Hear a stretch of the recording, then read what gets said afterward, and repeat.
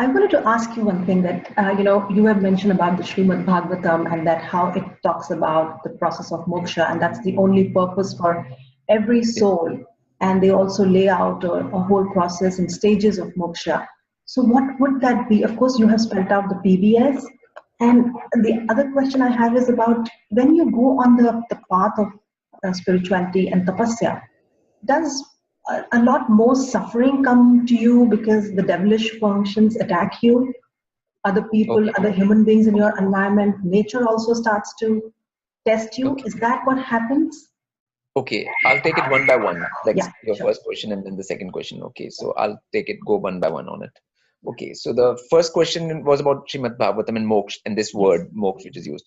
Okay, I think that it should not be required that some text or something tells you about liberation. Okay, it should not come like that. It should come from your own feeling and your own that thing that you are trapped here. Yes, And then you want to get out. It should come from, it should not be like, oh, I read this in Srimad Bhagavatam. right. But they said moksha is very important. Okay. Yes. I mean, it should Yeah, not be. It should be a self-realization, not a Yes, self-realization. theoretical thing. Yeah. Or not a theoretical thing which comes from. So Yes. that's why it's not something which will come from a book or anything like that. And then people are not souls, people are spirits. Okay, like they're not, which I've said in so many interviews and stuff. Yeah. Like that. So every being is a spirit, and the spirit obviously automatically should get tired of taking birth over and death, because nobody likes disease. Right. Nobody likes death. These are things nobody enjoys or likes. Okay, or pain, torture, disease, death. No one likes these things. Right. So it's an automatic reaction to that you want to be liberated from those things. Mm-hmm. Okay. So either that is an automatic. No book needs to tell you that. Right. Okay, that you want to be liberated from these.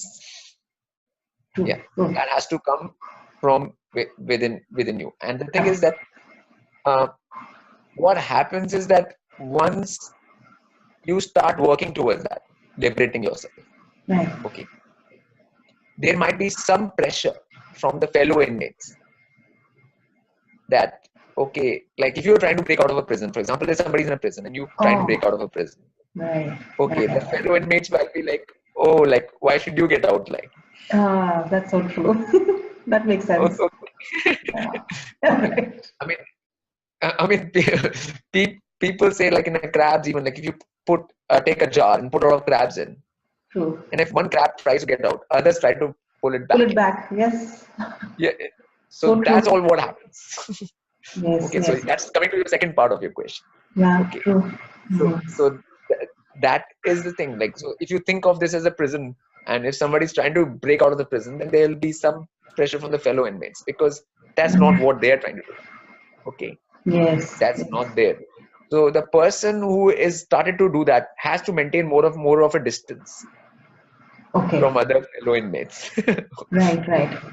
So the whole solitude part is very important. Some time with yourself. Yeah, because you have to maintain more and more of a distance, or deal with only those people who have the same goal as you. Right. Satsang.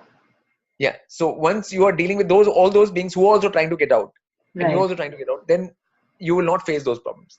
You will only face those problems when you're trying to deal with beings who are not trying to get out. And obviously they won't like to see you get out either. Oh, absolutely. And they have no interest in that. Okay. True. So that's where the problem will arise from.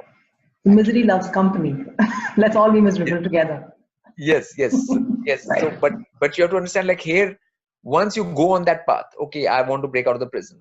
Right. Then you have to automatically only, let's say, deal with those people who also want to break out of the prison. Yes. Okay. That has to be your company. Okay, which is called satsang in Sanskrit. Yes. But in English, people, it is like keeping the right company. It's the company with the same goal, with a higher goal. Company of the noble people, just having a... But noble, not just like people who have the same goal. Same goal, yes. Laksha. Yeah, because there can be a lot of noble, people who don't want to get out of the... Yes, right. So, I mean, so you can't, like, there's no nobility in this. It's like, it's about like who has this goal. Right thinking people, basically, on the same path. So like people might have a different idea of right and wrong. Okay, what is right here and what is wrong here?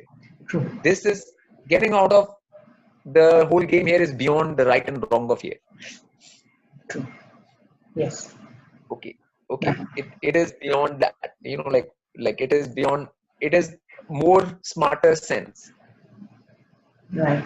Okay. Then just like someone saying that I'll do good actions, but you don't know what good actions are. Yes. The best action is to break out of the prison. That is the, so if you say you're a good person and if you don't want to break out, right. You have to check out how really good are you, right. You have to go into the definitions of what good and bad is in that way. So the point is that people have to understand that, like, once you're in a prison, it's a natural instinct in any being. Yes. To get out of the prison. Okay. Even animals, if you put them in cages, they want to get out, right? Right. Birds, animals, anyone. Like, okay, so you're a being, you are caged in this particular realm. Right. And you would want to get out. At some point, that will be a natural instinct. Yes. Yes. So one has to go along with that natural instinct, and only the natural instinct is a good thing. Right. True. Okay. Right. So that is the thing. And once you go on that path, yes. I think that tapasya increases that natural instinct. The more tapasya you do. Yeah, tapasya actually is the next step from the natural instinct. Because once you have the natural instinct, now you want to know how do I do this? So the implementation of that is the tapasya next step. Okay, it's the next step. Right. Okay, and then tapasya tells you, okay, this is how it's done. So once you learn how it's done, you put it into like your application. You put it into practice. True. Tapasya is practice because it's in time. It's an action done in time. Yes. Because all you can do is action. Yes. What is in your hands is just action. Okay. And in time you will do certain action. That is all what is in your hands. Okay. Right. Okay. So tapasya is that right action which will help you break out of this cycle of birth and death. Right. Okay. And especially like if there is a being which can break out of here, okay, and which has already broken through and they have done the thing, the needful already. Right. Now, if you do praising and loving and serving to that being, then you are automatically going out because they are going out. They take you with and you are following them. Yeah, right. Right. Yeah, so you are going out already and you are following them. And you will go out too. Yeah, so it's a very simple thing. Yes. It's not very complex. It's very logic. Yeah. The whole thing has a sense of logic to it. Yeah, that's why the example you gave of Hanuman was so good, that he spent all his time serving Bhagwan Ram. So that he could just be on that path. So obviously, yes. So then Hanuman will break out of here easily. That's why he was able to break out of Shani and Saturn and the boundary condition. Yes, okay. Absolutely. So and then he'll be able to go to other realms. Ram has access to higher realms, like up to Vacuum. So then if he follows him, then he'll have access to all of those too. Right. Yeah. So do we exist in all the realms in some way at all times? No. Is some part of us? No. Like the spirit, when it's inhabiting here only. That's a theory they have made in a New Age thing.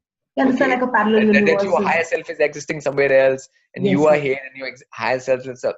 That is all good and stuff for giving people some sort of sense that like that whatever they do out here doesn't matter. Right. Because there is some part which is unaffected by everything, and just setting somewhere. It's not the case. Yeah. I think the whole point in this is they've made it is so that people don't do the right actions. That's why they made up this kind of thing. And it's misleading. It's very misleading. It's misleading because your spirit is here and it's here only at that time. Yeah. And so once it goes to another realm, it'll be another realm. It's not like a part of you will be in heaven and part of you will be still languishing on earth. Right. When you go, this is an illusion. This is all, like you say, it's all real. But the fact that you think that this is what it is the illusion. Is that correct? Yeah, I mean, if you think that this is the only thing, then that is there's nothing more beyond that. Right. That's an illusion. Yes. Okay. Right. This is the real, and that is real too. Yes. Okay. Right. So when you go from here, you'll go as a whole. and you will be there. If you're in heaven, you will be there in heaven as a whole. Right. If you're here on earth, you are here on earth as a whole. True. Yeah. So both. Like, so it's not like when you go to heaven and the part of it, you will be just roaming around earth, languishing Right. down here. Right. It's not going to happen like that.